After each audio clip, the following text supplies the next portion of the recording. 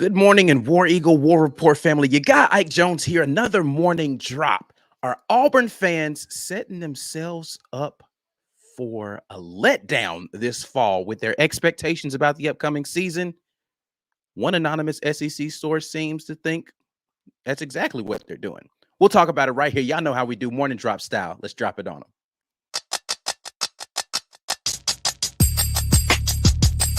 You are now listening to the War Report. Drop. War Report morning drop. We are here. You got Ike Jones, B. Will on a Friday. It is June 23rd.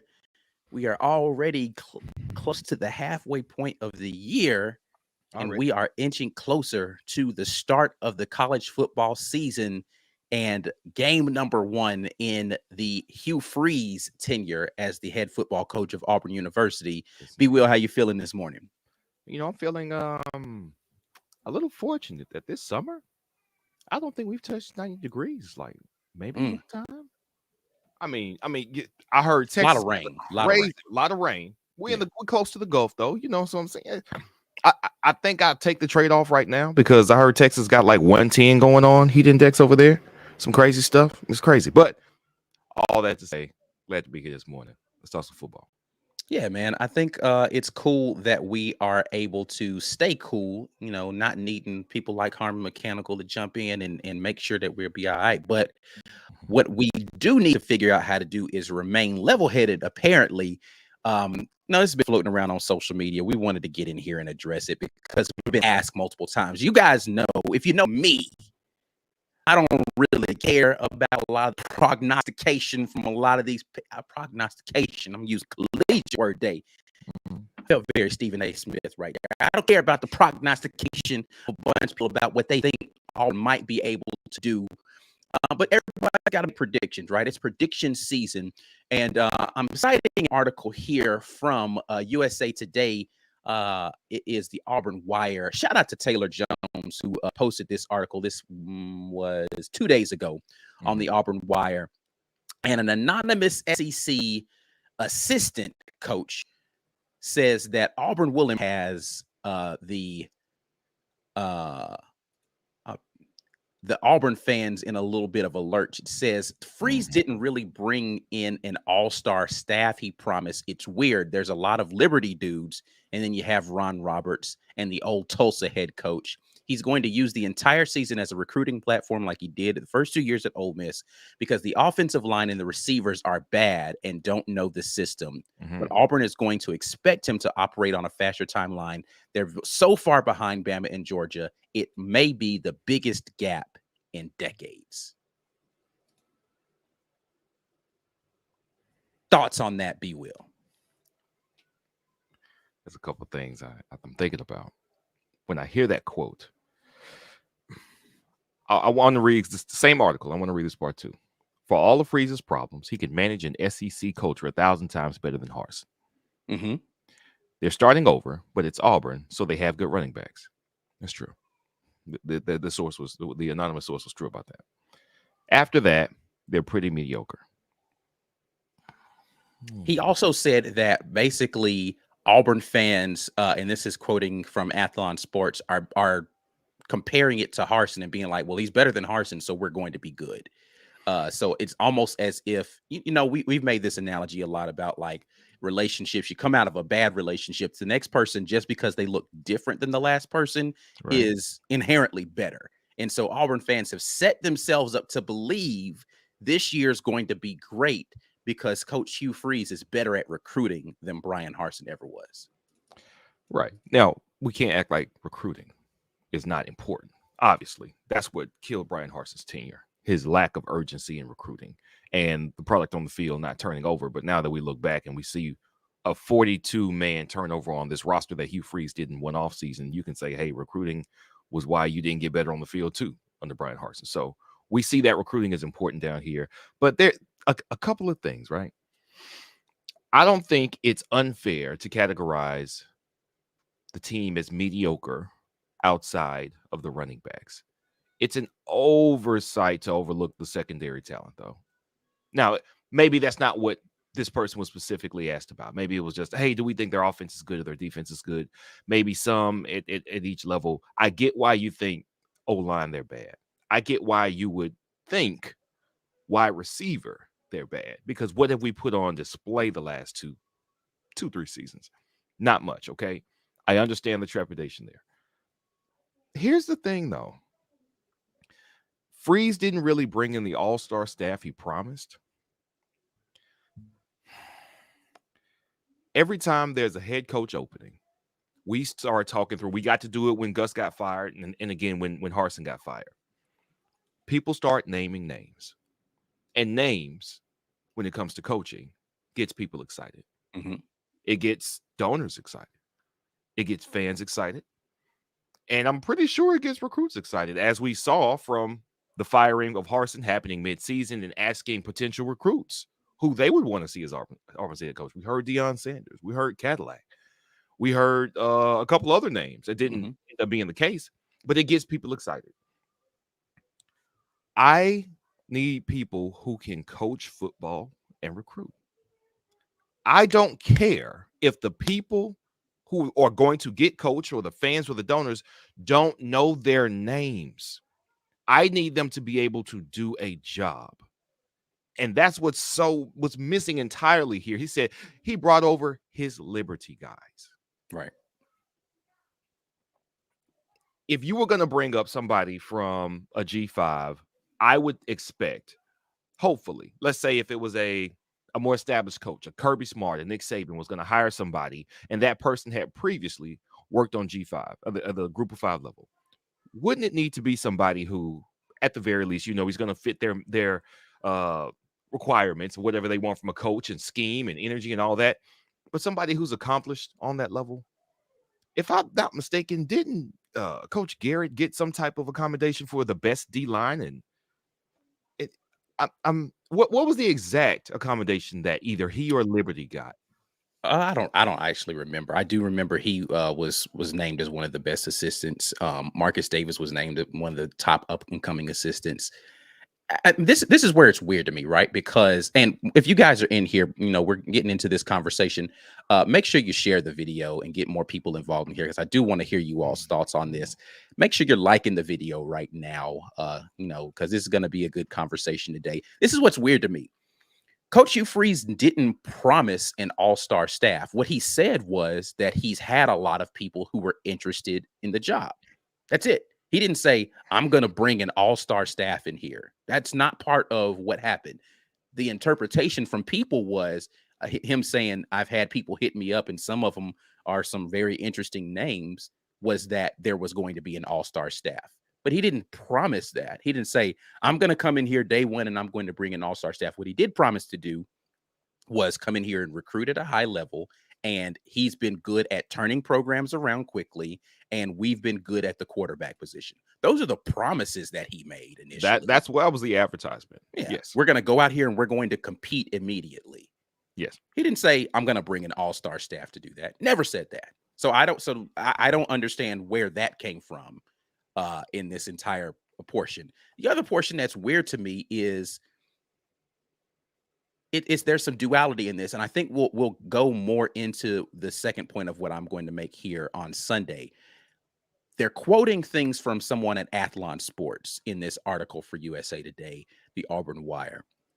Auburn Sports also just recently released, as of today, their top transfer portal, all transfer portal list. Right. This is nationwide. There's like 6 Auburn players on that list as some of the best transfer portal acquisitions, most of them at O-line and one of them at wide receiver, in 2 groups in which Auburn Sports says Auburn doesn't have talent or they're too new to. How are they some of the best acquisitions and not talented enough to garner wins? And then you get to the season prediction from Athlon and they say they'll be lucky to make a bowl game if they get the quarterback position right. So how all of those things true from the same organization? Somebody explain that to me.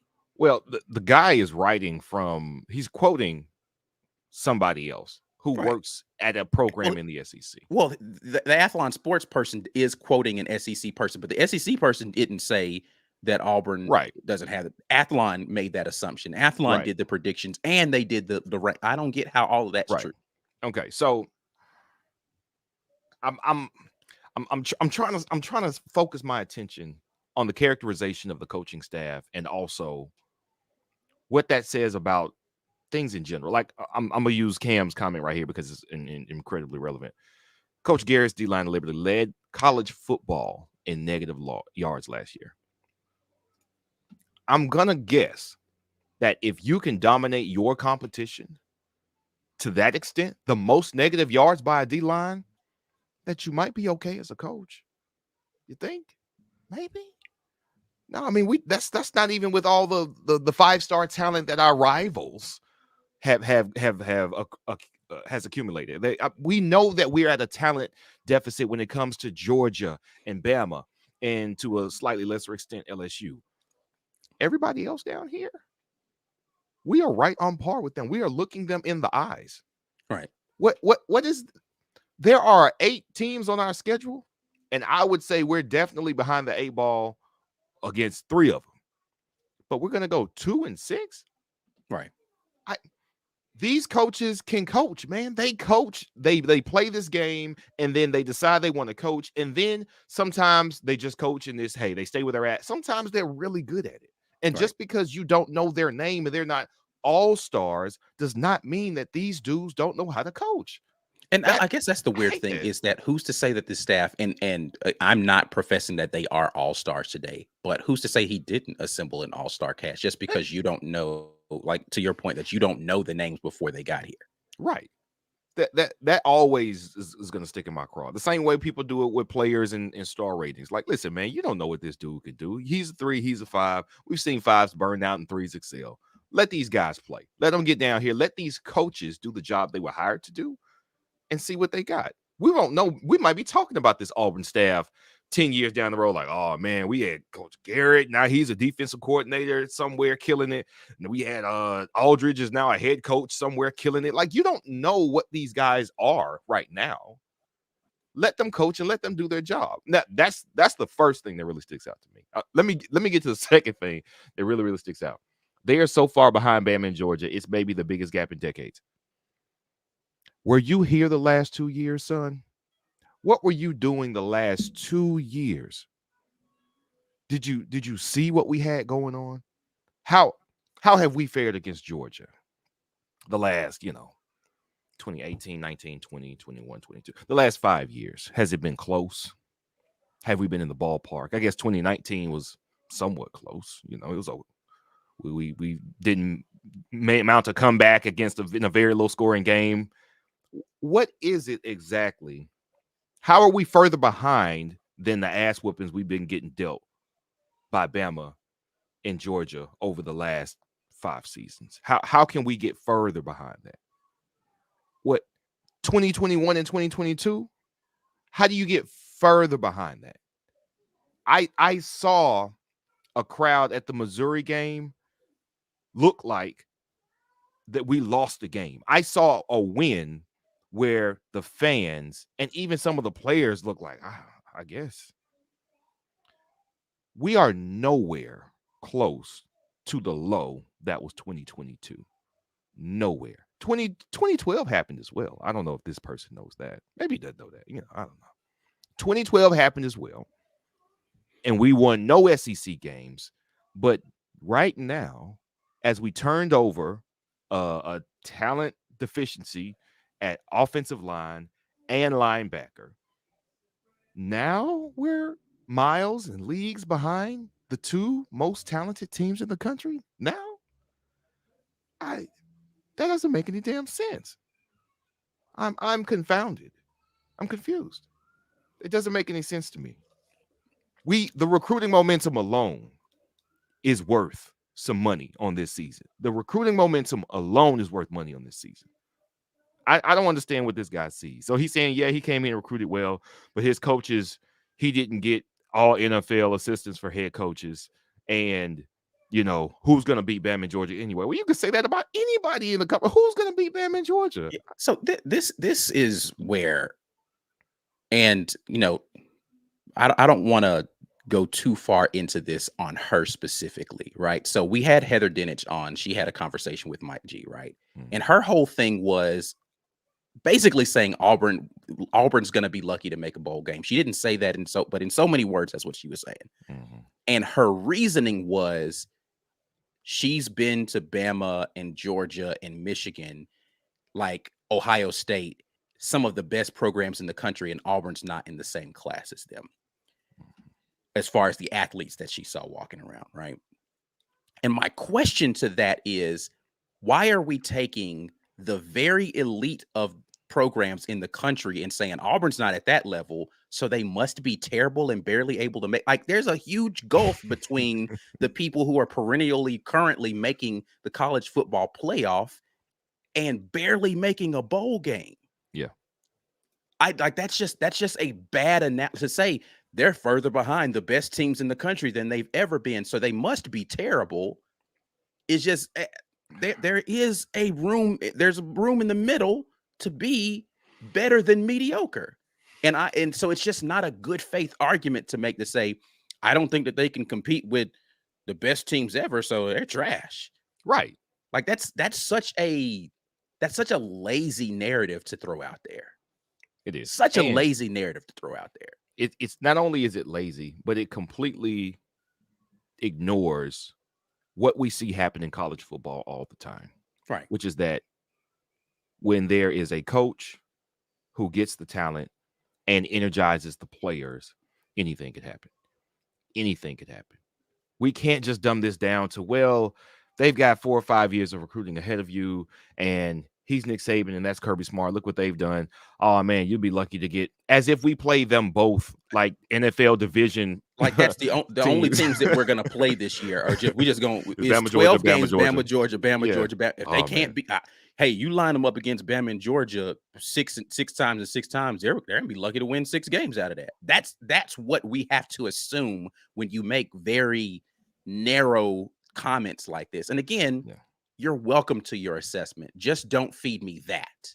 Yeah. And that so when the fact that these quotes came from an SEC assistant, I'm thinking, okay, they're so far behind Bama and Georgia. So this is not somebody at Bama and Georgia, because honestly, I don't think you would even take the time to ask somebody at Bama and Georgia what they think of Auburn, because the top of the totem pole, they don't care what anybody, they're chasing themselves and maybe each other. Right. So I don't think those quotes came from there. Why would anybody else in the conference have anything to say about this? Anything to say? How could you even assess? Gotta be somebody at Ole Miss. I'm sorry. I was thinking Ole Miss. It's got to be somebody on our level, right? Ole Miss, Arkansas, South Carolina, somebody who has finished in the lower part of the conference along with us the last few years. So somebody comparable, a Missouri, somewhere like that. Like that's what I was thinking. It's got to be somewhere like that.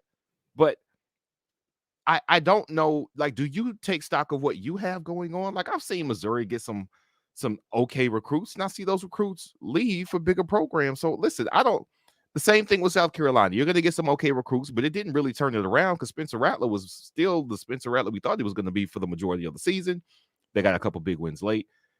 I don't know how you trust anybody. If you're saying, well, look at Auburn, I don't really trust them. They all right.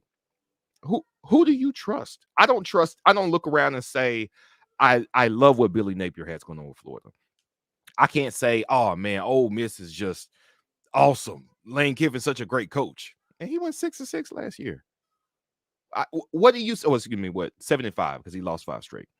What are you seeing that suggests we aren't on par with 60% of the teams in this league? Right. It is a neck and neck battle, because you can literally say that about everybody. Oh, Georgia and Bama are way ahead of the rest of these okay, that applies to 90% of college football. So Auburn's terrible. I just don't get it. I don't get it. And listen, I don't profess to be a mathematician, but that math is not math. It's just not. It's not doing the math. Anyway, we want to hear what you guys have to think. Are we setting ourselves up for failure here? Are we being overly ambitious about what our prospects are for the season? Is everybody right? Is Vegas right? Is this person, the Athlon, right? Is this SEC assistant right? We want to know what you all think about this.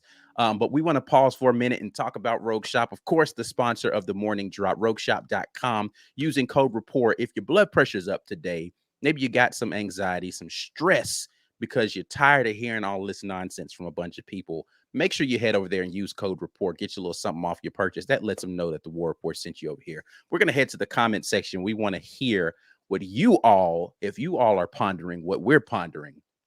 Chris Smith gets us jumped off in the comments and says, no one knows what the defense will do in terms of personnel or if they have major struggles adapting to Ron Roberts' defense. Yeah, listen, there's so many unknowns on this team right now. Yeah. New coaching staff brings in new offensive coordinator, new defensive coordinator, new assistants across the board. It's a complete overhaul. It's actually a completely different team as well, though, right? Right. So are they going to be able to mesh quickly enough? You know, that's something that they mentioned in the article. It's like they're not going to know the system quickly enough. I just don't know. I'd love to, and maybe we could go back and see, and I'd love to figure out whether or not Athlon can go retroactively and pick the brain of this anonymous SEC assistant about what they thought about LSU last year. Right. Because are people going to tell me? Because LSU's program was in a complete dumpster before Brian Kelly got there. They turned over that entire staff. They turned over that entire roster.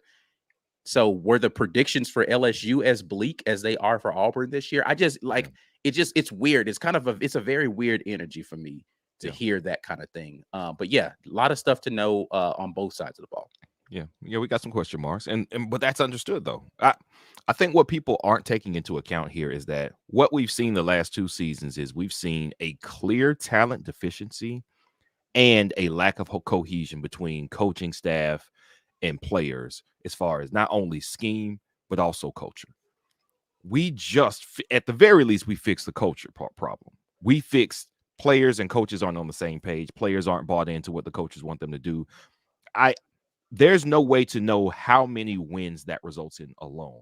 But I think having work jobs, we work jobs we like, we work for jobs we don't like.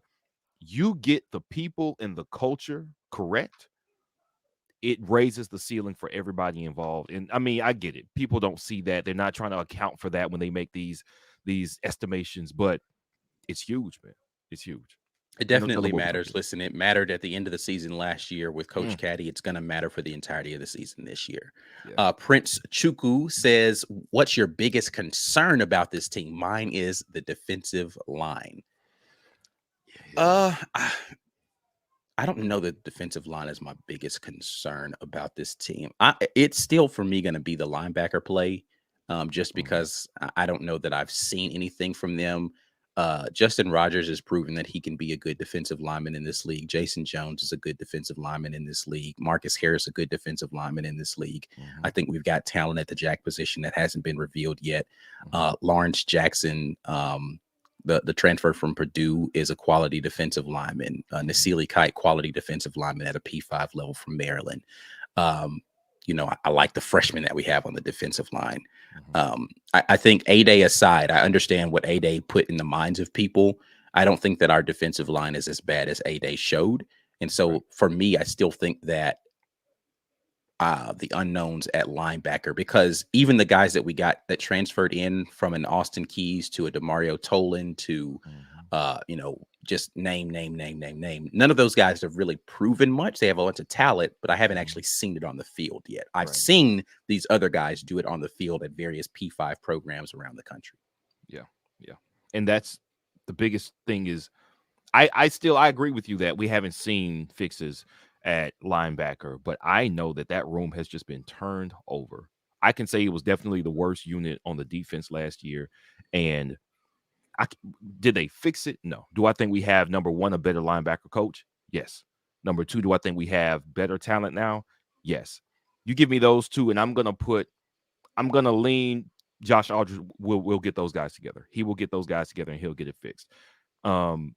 We've also got we haven't seen Tolan do it. We haven't seen Keys do it, but Keys did a little bit at Ole Miss, but he wasn't like some game-changing interior linebacker. But yeah, go ahead. I got you. But who was the guy we got from North Texas? Larry Nixon. He had a bunch of stops. And I'm again, North Texas, Auburn, two different leagues, right? So it's a lot to adjust to. What I think is that now we've got again coaching cohesion that makes sense. And a team with a lot of belief and a lot of guys who have a lot to prove because they made a switch from somewhere else. That's why linebacker isn't my concern. I'm actually more concerned about defensive line like Prince is because we lost two very, very good players. We lost them. And do you look at this line and go, man, Justin Rogers definitely is going to be as valuable down there as Kobe Wooden was, or as timely, or somebody's got the motor and the leadership properties that Derek Hall had. I can't say that right now. I want to say that. I know we have enough bodies to figure it out, but we lost some very, very good players. So I'm more concerned about the defensive line. Heard.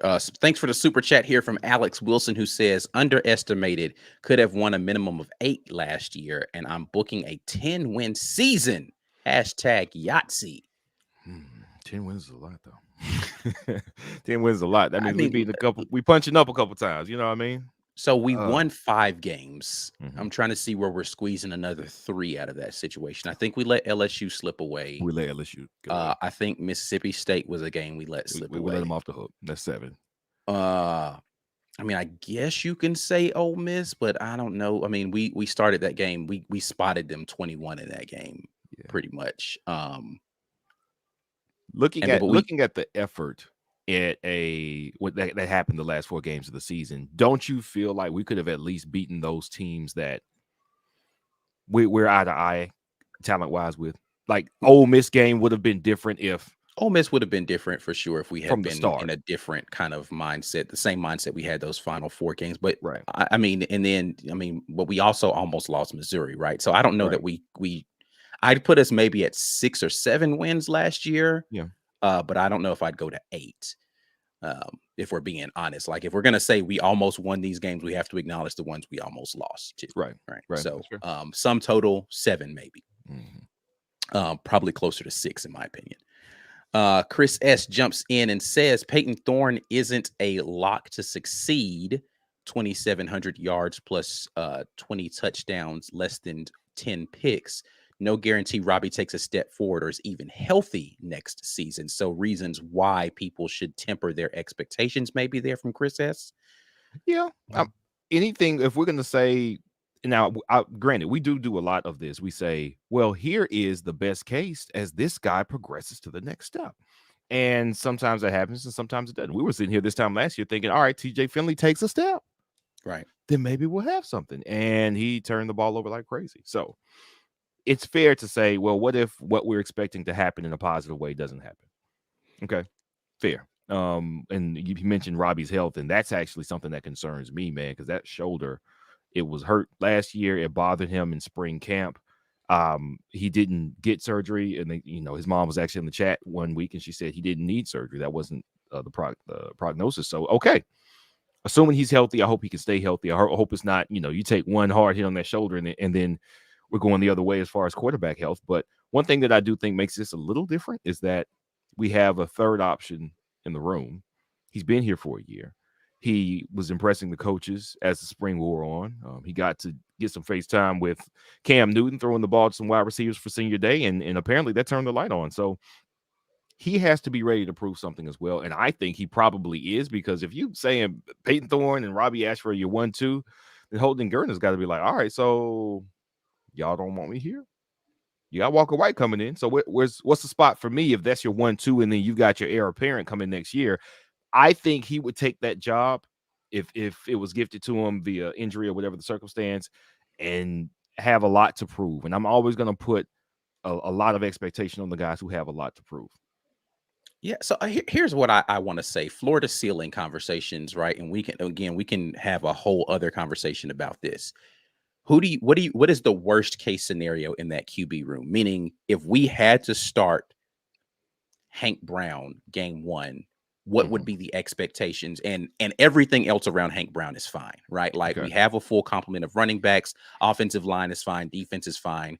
Because if we're having a conversation here about the quarterback and Peyton Thorne, Robbie Ashford, then floor to ceiling expectations, meaning the worst case scenario is you're at your fourth string quarterback. How many games can Auburn win with the talent around that QB, the offensive minds that are there calling those plays, the defensive minds that are putting that defense in the right positions, the talent on that defensive side of the football? If the answer to that is 5-6 wins, right, then I understand people saying Auburn doesn't have enough talent, right? I don't know that anybody, well, there are people. I don't know that the vast majority of people who have tempered expectations are expecting us to go to a national title next year, right? So the ceiling with your most optimal Robbie, your most optimal Peyton Thorne is still to me around 10 wins, right? Like I think that that's still the ceiling with that group. So the expectation should probably be somewhere in the middle because you don't expect it to go the worst that it could possibly be, and it be kind of a little too much of a book to go all the way to the best it could possibly be, right?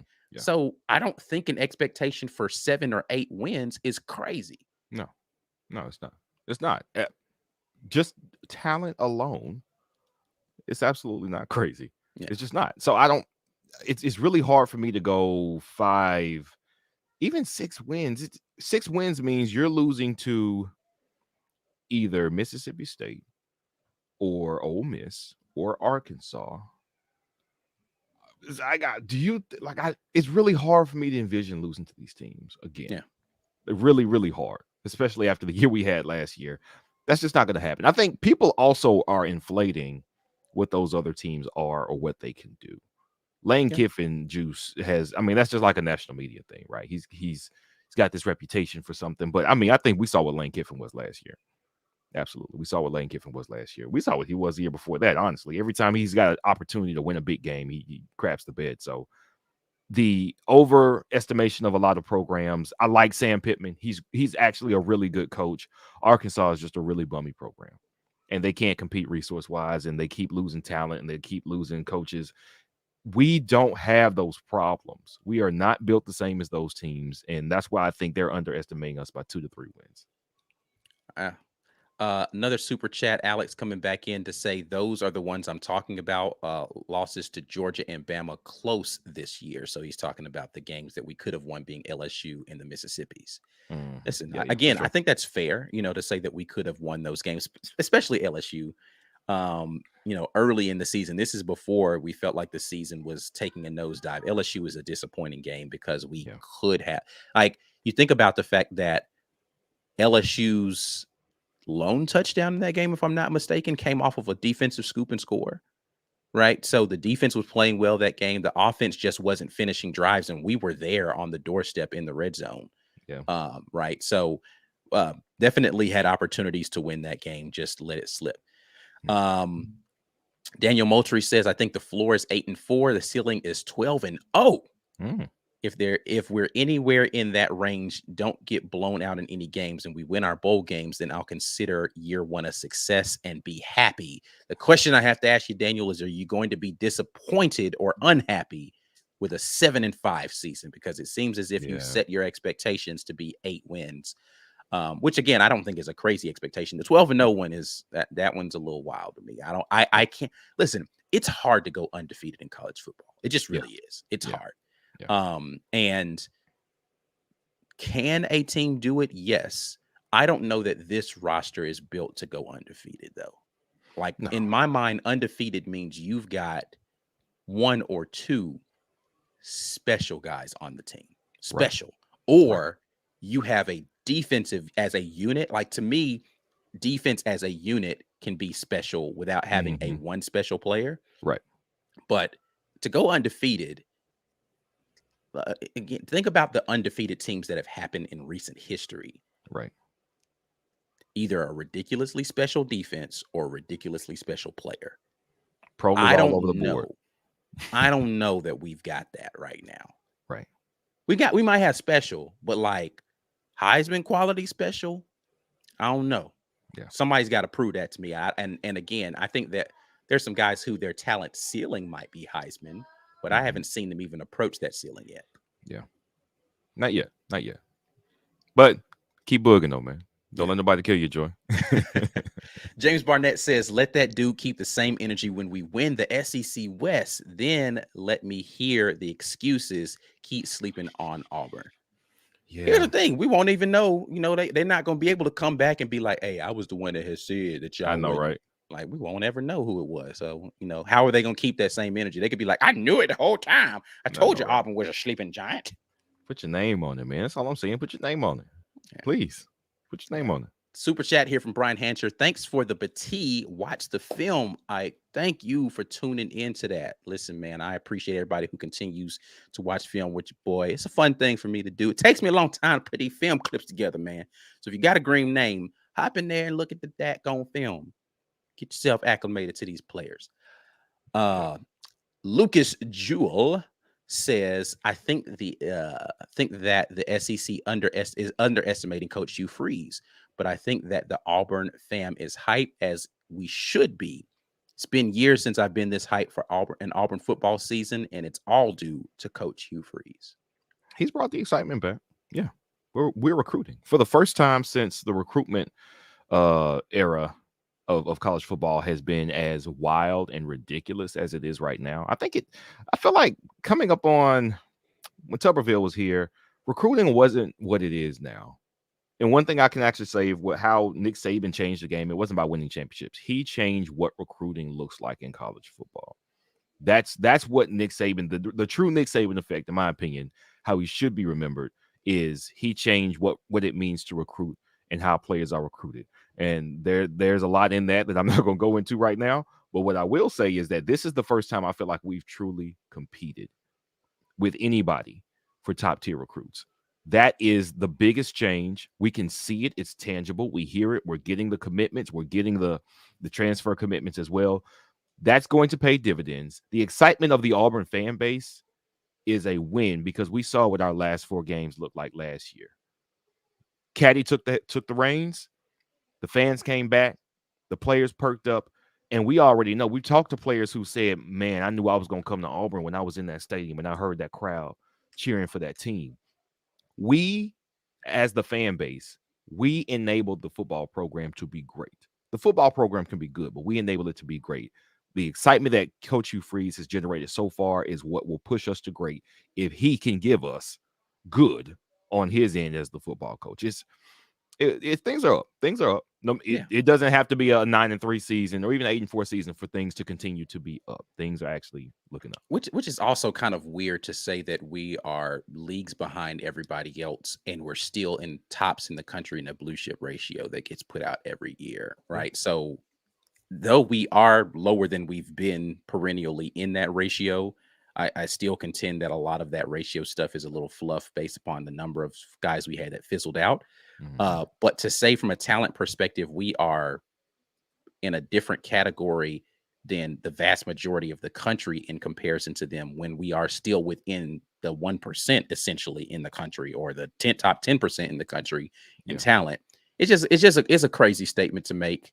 And I don't know, man, it's weird. And then, we'll end it with Haley saying, anonymous, I don't care what you say if you don't put your name on it, if you don't put your name next to it. Put your name on it. Where your name at? Hey, listen, if you can't stand behind it, then I really think that you should stop talking. I get on here every week and I make statements, predictions, things. You can see my face. You can see my name. You can hear what I say. You can go back and pull. That's why I welcome anybody to challenge me on something I've said. And when you say something that I didn't say, I'm like, pull up the tape where I said it. Find a place where you heard me say that. Yeah, watch the film, buddy, and come show me. I sit here and say things every single day. You probably hear my voice once per day in some form or fashion, whether you're listening to it on pod, you're watching it here on YouTube, you hear me say stuff. I have takes out there on Twitter all the time. Quote to me where you heard me say that. Yeah. So I don't like all of this. Hey man, don't say I said it, but I'm just saying, no, I think maybe Auburn fans might need to settle down. Shut up, bro. Nobody want to hear that. Unless you have the balls to say, and I said it, and I meant it. Put my name on it. Yeah, you Matter can of fact, quote me on that. he didn't have to talk to Athlon. Just tweet it out, homeboy. We know you got a Twitter Yeah, account. You you got a you Twitter working for account. a Hey, man, football y'all program. Auburn fans might need to settle down. Yeah. Okay. If that's how you feel. But it's the off season. Let's get Hey, happy. listen, everybody's allowed to looking up. have opinions. You know what I'm saying? Just wipe after you say all that. You know what I'm saying? If you know what I'm saying. If you know what I'm saying, just wipe afterwards. You know what I'm saying? Anyway, man, we're about to get out of here. We appreciate you guys dropping in with us today. I do want to hear your thoughts on your ceiling and floor. So write down in the comment section after we end this video, what do you think the floor is for Auburn wins this year? What do you think the ceiling is? Realistic ceiling. I know the ceiling is definitely undefeated, right? Like we could potentially do that. But what's your ceiling for this year coming up? Want to hear that from you. Once again, shout out to rogueshop.com for continuing to support the War Report and all the things we have going on. Please support them heading over there. Shout out to Haley for gifting some subs during this live as well. We appreciate that. But shout out to the Rogue Shop. Use code REPORT when you go over there. That lets them know the War Report sent you. Like the video before you get out of here. Subscribe to the channel. We will be back at you all on Sunday with another weekend tailgate. Until then, and as always, War Eagle, y'all. We'll have a great weekend. We'll be back at y'all later. Peace. Peace.